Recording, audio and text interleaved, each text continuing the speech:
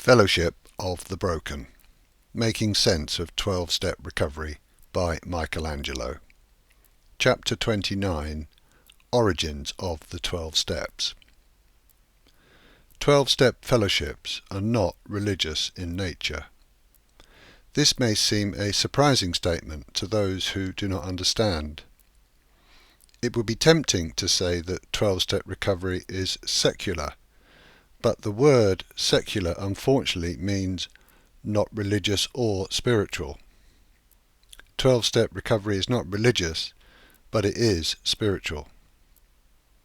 Religion is spiritual, but spirituality is not necessarily religious. This distinction is very important. There is often understandable prejudice against religion, and such preconceptions can prove fatal if they prevent an addict from engaging in recovery. There need be no emphasis at all on religion in modern-day 12-step fellowship. Some members do have strong religious views, which is fine, but in my 8-year experience in the UK, such views are the exception rather than the rule. 12-step recovery does not imply religion. I must place as much emphasis as possible on this point. Do not let the personal ego mind use the impression of religion as an excuse to avoid engaging in meaningful recovery. Having made this clear, it's also important to acknowledge that 12-step recovery does have its origins in Christianity. Echoes of these origins resonate loudly in the wording of 12-step literature, but, as we've seen, Christianity is just yet another brand of spirituality. It is the perennial wisdom of non-dual consciousness that matters, rather than any particular doctrine.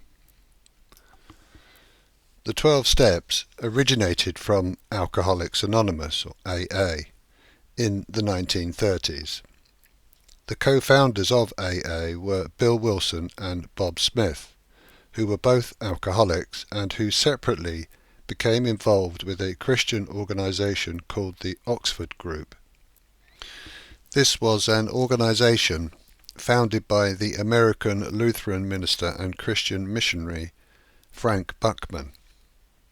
Originally called a First Century Christian Fellowship, when founded in 1921 at Oxford University in the UK, it became known as the Oxford Group in 1928.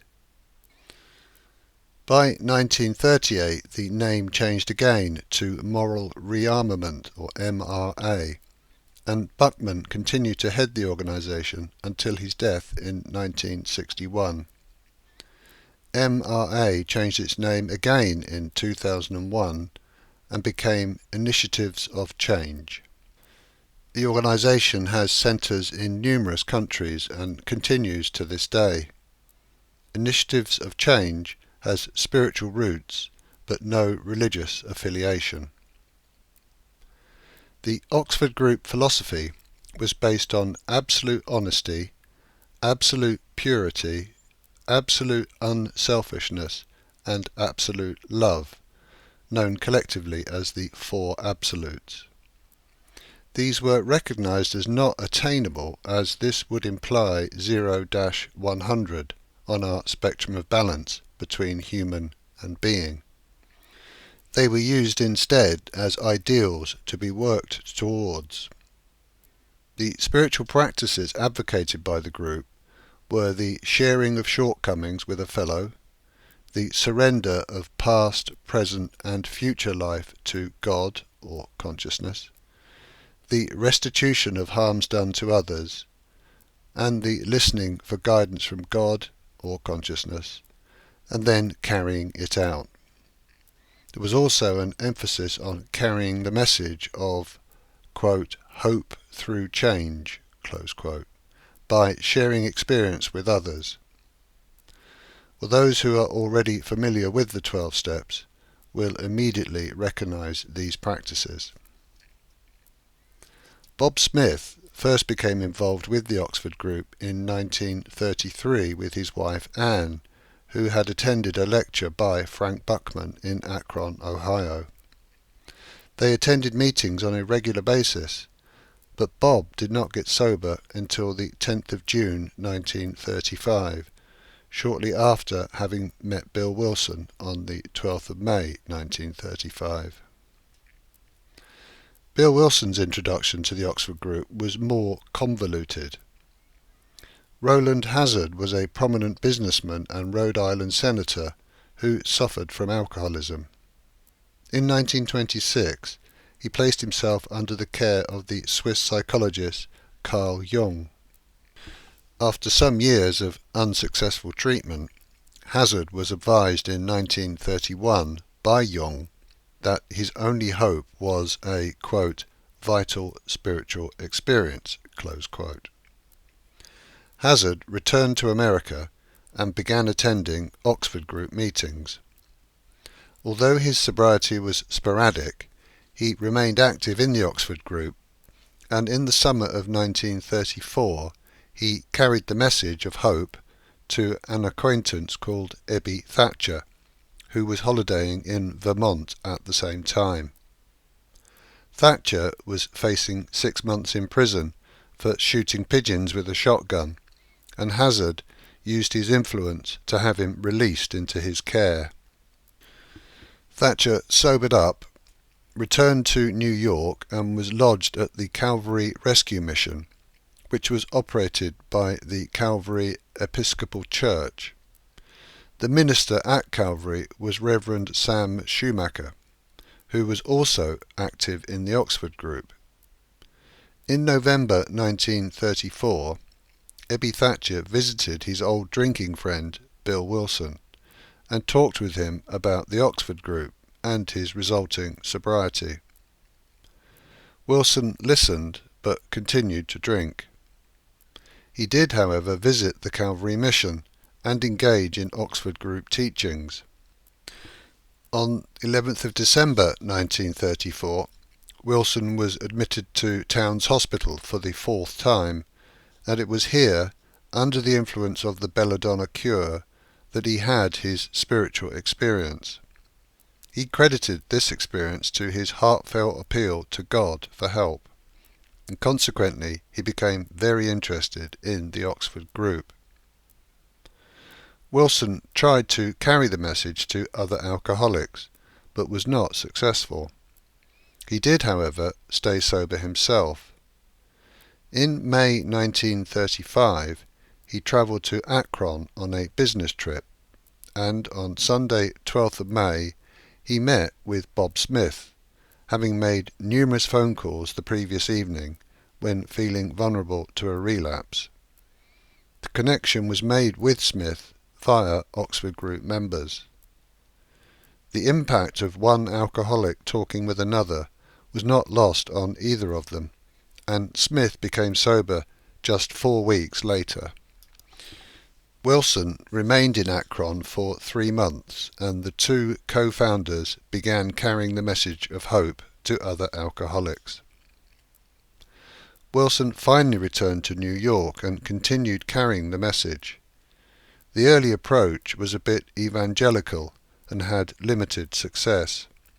He took alcoholics to Oxford group meetings, but they resisted what was perceived to be too much doctrine. Eventually, Wilson decided to part with the Oxford group in New York, and subsequently Smith did the same in Akron. They began holding meetings in each location specifically for alcoholics, but based on the same spiritual principles. Gradually others became sober, and the groups began to expand. By 1938 there were around 100 alcoholics in recovery, and in May and June of that year Wilson began drafting chapters of a book intended to codify the approach.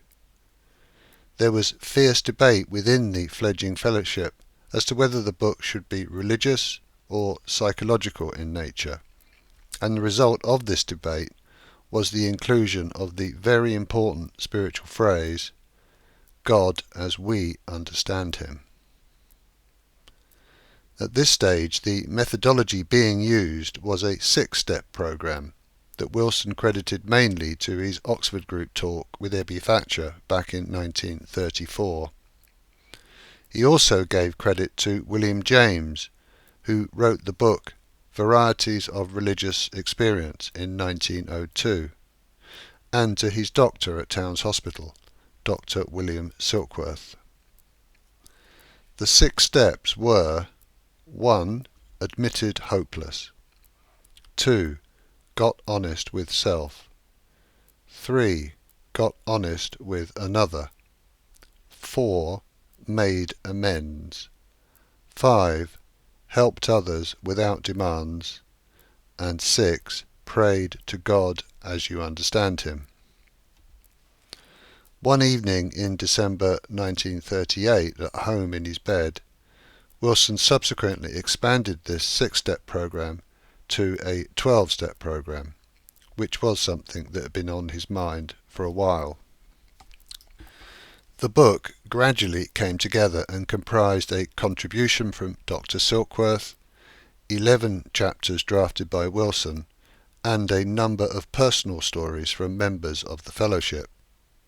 A lithographed draft was produced in mid-February 1939, and around 400 copies were circulated to doctors, psychiatrists, ministers and members of AA for comment.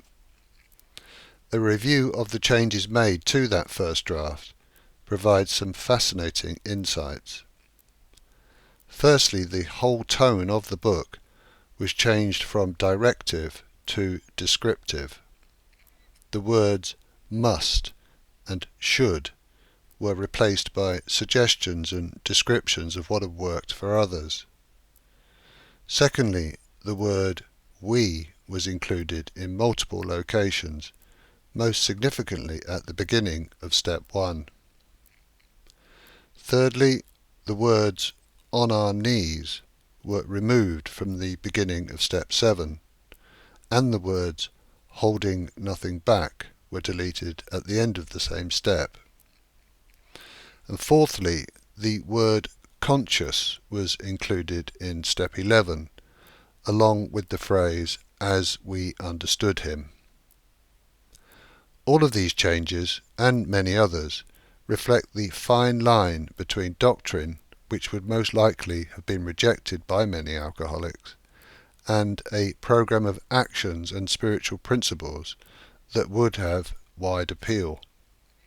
This fine line was a compromise, but it has opened the door of recovery for many more addicts than might otherwise have been the case, including myself. The final result was publication of the book Alcoholics Anonymous on the 10th of April 1939. The book title also became the name of the fellowship.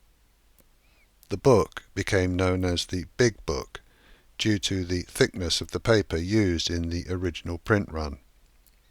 There are books and articles that describe the history of AA in far more detail, but I've included this brief description in order to highlight 2 matters of fundamental importance. Firstly, the 12-step program is an expansion of the 6-step program, which itself was based entirely on Oxford Group philosophy and spiritual practice. In turn, the Oxford Group ethos arose from 1st century Christianity, which closely followed the teachings of Jesus. We've seen that these teachings were totally based on non-dual consciousness. Such teachings conflicted with the prevailing Jewish understanding at the time, and are entirely consistent with the perennial wisdom that almost certainly came from India. 12-step recovery is, therefore, a process of transformation based on the same ancient Vedic wisdom that underpins the model of consciousness that I have attempted to explain. But this is no surprise. There is only one underlying reality, and all of the spiritual traditions and practices around the world are pointing at the same truth in a variety of different ways. Secondly, Roland Hazard and Ebby Thatcher never became part of the AA fellowship. Both enjoyed periods of sobriety, but neither of them experienced long-term recovery. Bill Wilson and Bob Smith remained sober for the rest of their lives and dedicated themselves to helping others. They maintained their own spiritual growth and supported the growth of AA over many years. They were not saints, and neither of them claimed to be. They had inadvertently found a solution to alcoholism through serendipitous exposure to pre-existing wisdom. They did, however, make the crucial discovery that there is mutual benefit when one alcoholic helps another. The one who helps is practicing self-forgetting, which is an essential part of the transformation process. The one who is helped places trust in the experience, strength and hope of those who offer help. This is generally far more effective than any guidance provided by doctors, psychiatrists, ministers, or others who have no personal experience of active addiction or the challenges and pitfalls of recovery. This mutual benefit is what forms the fellowship of the broken, and such fellowships have saved or improved the lives of many millions over the intervening years. Bob Smith passed away on the 16th of November 1950.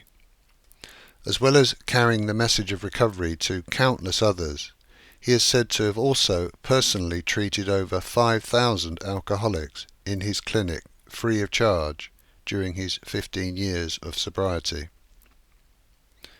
Bill Wilson was 36 years sober when he died on the 24th of January 1971.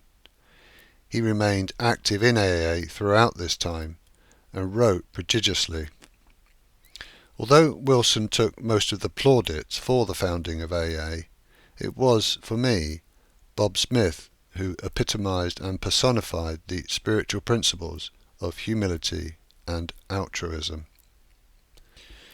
In July of 1950, Smith gave his final public talk at the very first International Convention of AA. In his speech, he placed emphasis on the simplicity of the 12-step program and said that when simmered down, the 12 steps resolved themselves into the words love and service. Humility, altruism, simplicity, love and service are key components of recovery. These principles remain embedded in the AA fellowship and all subsequent 12-step fellowships to this day.